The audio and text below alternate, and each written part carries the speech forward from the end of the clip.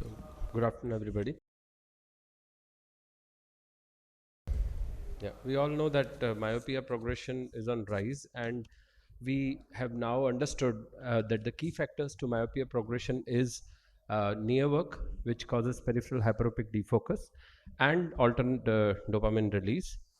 There is huge literature already available on atropine. We all know that low concentration atropine, that is 0.01%, halts or slows down the progression of myopia. But there are non-responders to low concentration atropine, depending on which study we are seeing. There are almost 20 to 50% of children who do not respond to low concentration atropine. A typical non-responder will be classified as minus zero.5 diopter increase in refraction per year, or an increase of 0.2 millimeter per year is dubbed as myopic progression non-responder. With this background, we decided to assess the effect of DIMS or myosmart lenses or peripheral myopic defocus lenses, which causes a peripheral defocus, as an addition to the existing low concentration atropine eye drops on myopic progression in children who were not responding to low concentration atropine.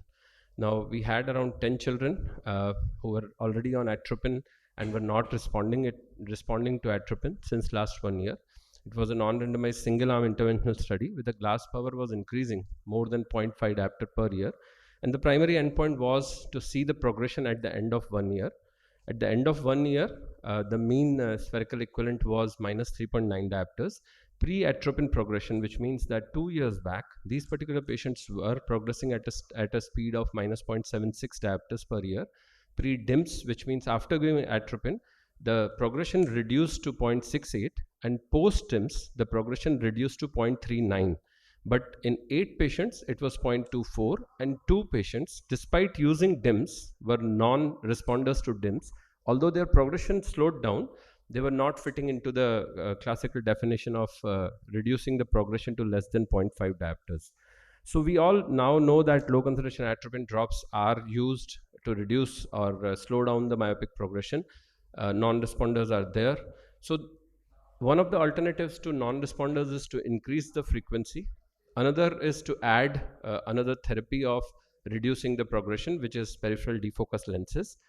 A classic paper in 2009 was published by Earl Smith, which basically has led to change of all these therapies into myopic progression, which says that the peripheral retina were actually responsible for eye growth. This was an experimental study which was published in 2009, done on macaw monkeys. Now, DIMS is a lens which causes myopic defocus instead of the standard hyperopic defocus. These are few studies which have been done outside India. There are no studies in Indian eyes. The advantages are that DIMS glasses do slow down the progression. There is no rebound effect, but one of the major problems with these studies is the selection bias. The peripheral refraction of a myope is known to be hyperopic. We know this from Western literature. One of the studies done, only one study done from India, is from LVP, where they showed that only temporal retina showed hyperopic defocus in Indian eyes and not the nasal retina. There was a wonderful article in 2022 by Kamak et al., which said that there is a possibility that we can use DIMS, can be added as an adjunct to LCA, and it is safe to use DIMS.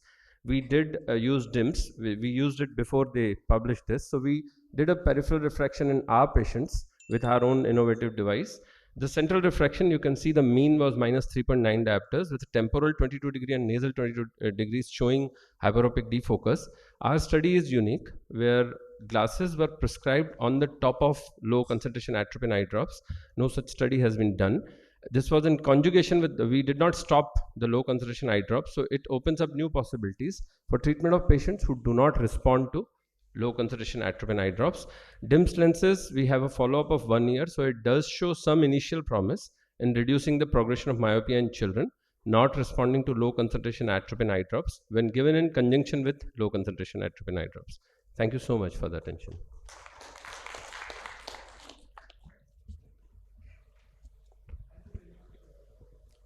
Very nice presentation. So you have used myospecs, right? We have used myosmart yeah, glasses. Yes. those myosmart lenses. I want to know what is the range of myopia that you have in use? What is the maximum range of myopia in which patients? So myosmart lenses come at a maximum range of 10 diopters. 4 diopters cylindrical and 10 diopters spherical, but it is additive. So if you have a -6 diopter lens and a -4 diopter cylinder, then that is the maximum that you can make. Or you can make a lens of -9 diopters without any cylindrical. So the maximum lens we can get is 10 diopters. Okay.